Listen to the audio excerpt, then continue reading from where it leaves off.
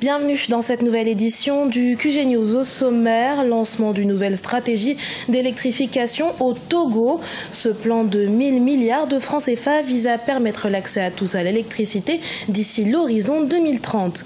Au Cameroun, la lutte contre l'insécurité routière est l'un des fers de lance du gouvernement. Face au nombre grandissant d'accidents de la route, des journées de sensibilisation ont été organisées par le ministère des Transports. Et puis au Sénégal, l'heure est à la déception suite à l'élimination des Lions de la Teranga. Une élimination non pas basée sur leur défaite face à la Colombie ce jeudi, mais par rapport au nombre de cartons jaunes. Mais tout d'abord, et en bref, une attaque a été commise contre le QG de la force du G5 Sahel dans le centre du Mali ce vendredi. Les faits se sont déroulés en début d'après-midi. Selon les dernières informations, 3 personnes, dont 2 militaires et un civil, ont perdu la vie. 5 autres ont été blessés. L'attaque aurait été perpétrée par un kamikaze qui voulait entrer dans le camp du G5 Sahel, a précisé une source de sécurité. Fin du suspense autour du scrutin présidentiel à Madagascar. Un premier tour aura lieu le 7 novembre 2018, suivi d'un éventuel second tour le 19 décembre. Ces dates, conformes à la proposition de la CENI, Commission électorale nationale indépendante, ont été officialisées ce vendredi par le Premier ministre Christian Tsaï. Des dates qui, du moins le chef de gouvernement malgache l'espère, renforceront l'apaisement politique et mèneront à une vraie élection qui va résoudre le problème de la Grande Île. Dans l'actualité également, nouveau rebondissement dans le dialogue intertogolais face à la proposition d'élections législatives dans le pays avant fin novembre 2018 des facilitateurs de la CEDEAO. Le pouvoir et l'opposition affichent un désaccord. Le régime se dit être favorable à la tenue d'élections avant fin novembre 2018. L'opposition considère qu'à 4 mois du délai proposé par l'instance régionale, des élections crédibles ne peuvent pas être organisées et par conséquent que cette proposition n'est pas réaliste. Toujours au Togo, en vue de garantir un accès universel à l'électricité d'ici 2030, les autorités ont lancé une nouvelle politique énergétique. Prévue sur une dizaine d'années, cette stratégie d'électrification requiert 1000 milliards de francs CFA, dont 50% seront issus de fonds d'investissement privés. Explication avec Emefa Kofi. Le Togo ambitionne fournir de l'électricité à tous les ménages à l'horizon 2030. Pour y parvenir, le pays s'est doté d'un plan stratégique qui vise à atteindre un taux de 50% en 2020, 75% en 2025 et 100% en 2030 avec un coût global de 1000 milliards de francs CFA.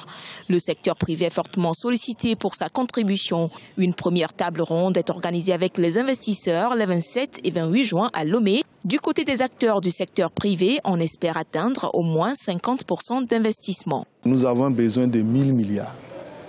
1000 milliards sur les 12 ans. Si vous faites le calcul, vous vous rendrez compte que nous devons mobiliser au moins 85 milliards chaque année. Voilà. Et ce que nous attendons des partenaires, c'est de nous dire, apporter leurs observations sur le document. Nous sommes prêts à l'améliorer. Mais également de nous dire comment ils vont nous assister pour y arriver. Comme je l'ai dit, nous avons mis en place un cadre incitatif. À ce jour, plus de 300 000 ménages, soit environ 2 millions de Togolais, n'ont pas accès à l'électricité. Pour parvenir à l'électricité pour tous, le gouvernement a 2 options. Développer le réseau classique, puis installer les kits et mini-centrales solaires. Un projet soutenu par la Banque africaine de développement. Durant les 2 premières années de cette stratégie, nous comptons accompagner le secteur privé à hauteur de 30 millions d'euros sur nos ressources propres et qui permettront de lever environ 90 millions d'euros supplémentaires auprès d'autres partenaires. La BAD s'engage à mettre à la disposition du gouvernement togolais de l'assistance technique immédiatement. La BAD est prête à appuyer le gouvernement à trouver des solutions pérennes pour rendre le coût de l'électricité accessible, et notamment pour les populations les plus défavorisées. 800 000 ménages seront raccordés sur le réseau classique selon le gouvernement dans la mise en œuvre de la première phase de ce plan national stratégique. Pour cette première négociation avec ses partenaires, le gouvernement togolais espère avoir 180 milliards de francs CFA pour financer sa nouvelle stratégie d'électrification. Agir sans relâche contre l'insécurité routière, une des priorités pour les autorités du Cameroun. Du 26 au 27 juin 2018, la capitale Yaoundé a abrité des journées portes ouvertes dans le but de sensibiliser les populations à la sécurité routière, alors que le pays fait face à une hausse croissante de la mortalité routière. Reportage de Viviane Baoken, notre correspondante à Yaoundé.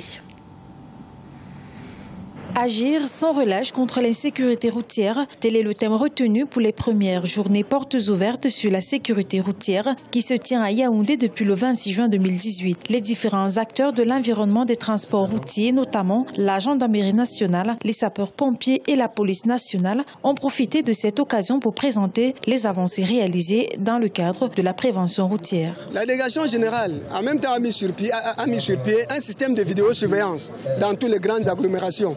Avec ce système de vidéosurveillance, ça nous permet de régler aisément la circulation dans la ville. Partout où il y a les engorgements qui créent régulièrement, les engorgements qui sont régulièrement causés des accidents dans la ville, nous réglons facilement ces engorgements à travers la vidéosurveillance. Nous avons toute une équipe qui veille 24 sur 24 dans cette salle et qui visionne tout ce qui se passe dans la ville. Et nous avons une équipe sur le terrain. Et il y a des interéchanges à travers des éco-roméos qui permettent à ce que nous rendons la circulation fluide dans la ville. Ces journées portes ouvertes sur la sécurité routière étaient aussi l'occasion pour les experts de se pencher sur la question de la prise en charge des victimes des accidents de la circulation. Face à la problématique, la présidente de l'Association des victimes des accidents de la circulation appelle à la sensibilisation. Aujourd'hui, je pense qu'on gagnerait à faire beaucoup plus dans la sensibilisation pour que les gens comprennent que c'est quelque chose de vraiment de naturel et que sur le terrain, on doit être présent sur le terrain. Il faut franchement respecter le code de la route parce qu'aujourd'hui, si en association, nous sommes tellement nombreux qui sommes les victimes de la route, ça veut dire que le problème est grave. Le problème est tellement grave et qu'il faut faire des journées portes ouvertes de sensibilisation comme celle-ci. En 2016, au Cameroun, les statistiques faisait état de plus de 2000 morts et de 4000 personnes handicapées à cause d'accidents de la circulation. Le défi aujourd'hui au travers de ces cartes de sensibilisation est de pouvoir réduire le taux des accidents de la route. Du sport à présent avec la fin du parcours de l'Afrique au Mondial 2018. Ce jeudi, le Sénégal s'est incliné face à la Colombie lors de la 3e journée du groupe H. Pourtant en tête du classement, les Lions de la Teranga se sont fait éliminer en cause leur nombre de cartons jaunes. Une décision basée sur le fair play qui laisse les supporters sénégalais décontenancés. Reportage d'Ela Djindiaï, notre correspondant à Dakar. Sur leur visage, on peut lire la déception des supporters sénégalais réunis à la place de la Nation ce jeudi 28 juin 2018, suite à la défaite du Sénégal contre la Colombie par 1-0. Ainsi, le dernier représentant de l'Afrique à la Coupe du Monde 2018 est éliminé. Vraiment, c'est déplorable parce que c'est une déception. Apparemment, moi, c'est une déception et c'est une déception pour toute la population sénégalaise aussi. Les Colombiens n'ont pas été meilleurs que nous, mais ils ont été efficaces sur une balle arrêtée pour faire la différence. Et malheureusement, c'est malheureux pour le Sénégal parce qu'aujourd'hui, on avait une équipe qui pouvait même aller en demi-finale de la Coupe du Monde parce qu'on faisait partie des meilleures équipes. Et c'est dommage. Ça fait presque 16 ans ou 18 ans qu'on n'est pas allé à la Coupe du Monde. Et il y a certaines équipes qui sont plus bonnes que nous.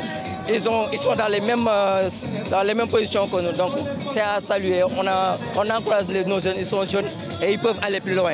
Le Sénégal a failli bénéficier d'un penalty en première période, mais l'arbitre est revenu sur sa décision après l'appel à l'arbitrage vidéo.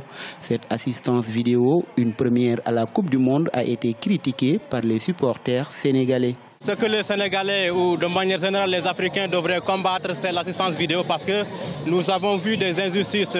Le match de Nigeria et même le match de Sénégal parce qu'on a vu des pénaltys.